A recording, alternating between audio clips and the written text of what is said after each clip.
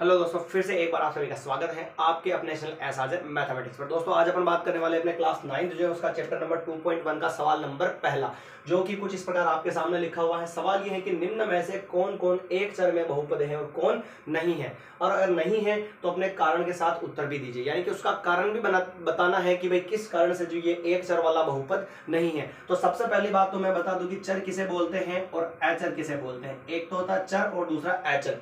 चर संख्या बोलते हैं अपन अंग्रेजी वर्णमाला के ए से लेकर जो जेड अक्षर होते हैं उन सभी को चर में माना जाता है। और चर की डेफिनेशन क्या होती है, तो जिसका जो मान होता है दोस्तों वो क्या होता है, अनिश्चित होता है, उसको क्या बोलते हैं, चर। यानी कि बहुत सारे सवाल ऐसे आते हैं जिसके अंदर x का मान 1 होता है, तो कुछ सवाल ऐसे भी आते हैं जिनके अंदर x का मान कितना आता है, 2, 3, 4 कुछ अलग अलग आता है। तो हर बार जो है x, y, z की वैल्यू अलग अलग आती है, यानी कि मान निश्चित नहीं है, तो वो क्या होगा, चर।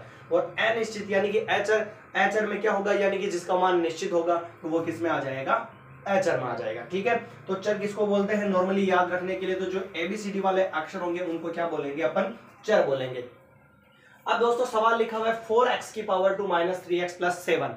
यहां पर सबसे पहली बात तो करते हैं कि आपको जो है बहुपद होने के लिए क्या ध्यान रखना है, विशेष तौर पर सामान्य, जैसे कि एक तो जो चर दे रखा है यानी एबीसीडी वाला जो अक्षर दे रखा वो बटेवा में नहीं होना चाहिए। ध्यान रखना, एक तो किस में नहीं होना चाहिए, बटेवा में नहीं होना चाहिए, और एक किस में नहीं होना चाहिए, माइनस की घात नहीं होनी चाहिए। किसकी घात नहीं होनी चाहिए, माइनस की घात नहीं होनी चाहिए। और तीसरी बात यही, वो किस में नहीं होना चाहिए, अंडर रूट में नहीं होना चाहिए। इन तीनों चीजों में से कोई नहीं है तो वो बहुपद होगा। जैसे कि यहां पर इसका मतलब सामान्य तौर पर, विशेष तौर पर बात यह है कि भाई x जो होगा ना, या जो चर होगा उसकी घात क्या होगी, पूर्ण संख्या के रूप में होगी। पूर्ण यानी कि 0, 1, 2, 3 कुछ ऐसे हो सकती है, पर ना ही घात माइनस में होगी, ना ही वो अंडर रूट में होगा, और ना ही वो संख्या किसमें होगी, बटेवा में। कौन सी वाली, तो ए से लेकर जेड वाला कोई भी चर मान। ठीक है, तो जैसे सवाल लिखा 4x की पावर 2 - 3x + 7, यहां पर जो है चर कितने हैं, केवल और केवल x चर है यहां पर। तो यानी कि ये अपन लिखेंगे यहां पर यह एक चर वाला बहुपद है। ठीक है, क्यों, क्योंकि जो है यहां पर जो चर x है उसकी घात क्या है, एक पूर्ण संख्या है। कारण भी लिखना है, तो क्योंकि यहां चर x की घात पूर्ण संख्या है। चर x की जो घात है वो क्या है, पूर्ण संख्या है। ये था इसका पहला सवाल। अब बात करते हैं इसके सवाल नंबर दूसरे की। तो दूसरा जो सवाल है वो ये है कि y² + √2 लिखा हुआ है, y² + √2 लिखा हुआ है। इसका पता करना है कि यह जो है एक चर वाला बहुपद है या नहीं, एक चर वाला बहुपद है या नहीं। ठीक है ना, तो सबसे पहले बहुपद की बात करते हैं। तो यहां पर चर क्या है, y है। क्या y बटेवा में है क्या, नहीं है। घात माइनस की है क्या, इसकी नहीं है। अंडर रूट में है क्या, नहीं है। किशन नीचे चलो, सबने बैठा दी नीचे। तो यहां पर y इन दिनों में से एक भी कंडीशन को अप्लाई नहीं करता है, इसलिए यह जो है बहुपद होगा। क्यों, क्योंकि एबीसीडी वाला जो भी अक्षर है या चर जो भी है वो अंडर रूट में नहीं होना चाहिए, घात माइनस की नहीं होनी चाहिए, और बटेवा में नहीं होना चाहिए। ऐसा कुछ भी नहीं है, इसका मतलब ये बहुपद है। और बहुपद है तो पूछा कि भाई कौन से चर में है, एक चर में या दो चर में या किस में है। तो यहाँ पर एबीसीडी वाला यानी कि चर जो है वो कितना है, केवल और केवल y है, यानी कि यह एक चर वाला बहुपद है। तो अपन क्या लिखेंगे आंसर में यहाँ पर, कि यह एक चर वाला बहुपद है, एक चर वाला बहुपद है। माय डियर, कैसे है, क्यों है, तो अपन लिख सकते हैं आंसर में, क्योंकि यहां चर y की घात क्या है, पूर्ण संख्या है। और अगर बहुपद नहीं होगा तो आपको घबराने की जरूरत नहीं है, आपको एक ही आंसर याद रखना है, यहां चर जो भी है उसकी घात जो है एक पूर्ण संख्या नहीं है, एक पूर्ण संख्या नहीं है। इतना सा आपको याद रखना है।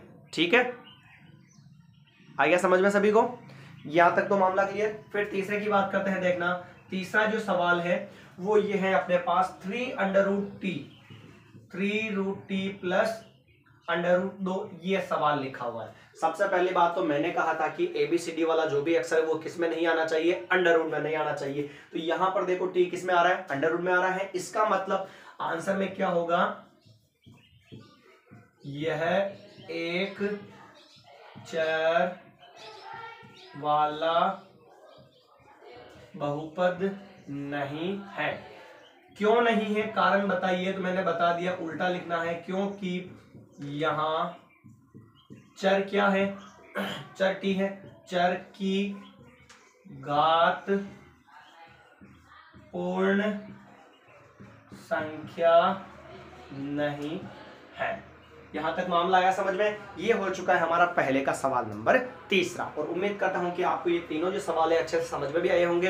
आपको ध्यान रखना है, बहुपद होने के लिए ABCD वाला अक्षर अंडर रूट में नहीं होना चाहिए, घात माइनस की नहीं होनी चाहिए और बटेवा में नहीं होना चाहिए ABCD वाला, तो वो बहुपद होगा। ठीक है, ये सवाल 3 थे।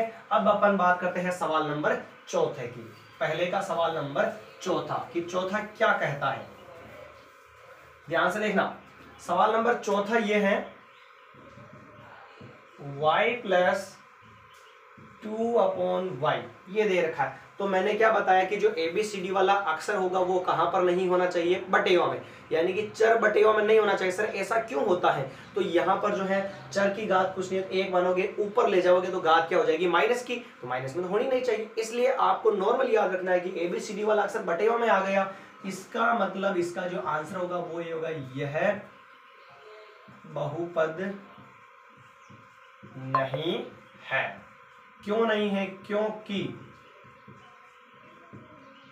यहां चर y की घात पूर्ण संख्या नहीं है। मामला खत्म इसका। ठीक है, अब बात करते हैं इसके 5वें सवाल की। तो 5वां सवाल क्या कहता है, x की पावर 10 प्लस y की पावर 3 प्लस t की पावर कितनी है, 50 दे रखी है। ये अपने पास सवाल लिखा हुआ है, बताना है कि एक चर वाला बहुपद है या नहीं। तो यह दोस्तों जो है, सबसे पहली बात तो पता करना है कि बहुपद है या नहीं। तो मुझे यह बताओ, यहां पर कोई ABCD वाला अक्षर क्या बटेवा में आ रहा है, नहीं आ रहा है, इसका मतलब बहुपद तो है। अब पता करना है कि एक चर वाला, यानी एक ABCD का अक्षर ही आना चाहिए। ठीक है ना, तो यहां पर जैसे कि एक x भी है और y भी है और t भी है, तो बहुपद मतलब चर कितने हो गए इसके अंदर, 3 हो गए ना। तो ये बहुपद तो है, पर कौन सा बहुपद है, ये 3 चरों वाला बहुपद है। तो लिखेंगे अपन आंसर के अंदर, यहां चर क्या है, x है, y है और t है, अतः यह एक चर का नहीं और कितने चरों का है, 3 चरों वाला बहुपद है। कोई दिक्कत इसके अंदर। ये था अपना पहला सवाल। उम्मीद करता हूं कि माय डियर आप सभी को अच्छे से समझ में आया होगा और आपके लिए काफी हेल्पफुल होगा। तो दोस्तों, अगर आपने हमारे चैनल एसआरजे मैथमेटिक्स को सब्सक्राइब नहीं किया है तो हमारे चैनल एसआरजे मैथमेटिक्स को सब्सक्राइब जरूर कर ले, और साथ ही साथ अपने दोस्तों के साथ जितने भी हैं क्लास 9th और 10th के, उन सभी के साथ जो है ये क्लास पहुंचनी चाहिए और ज़्यादा से ज़्यादा शेयर होनी चाहिए। मिलते हैं नई क्लास में नए सवाल के साथ। धन्यवाद।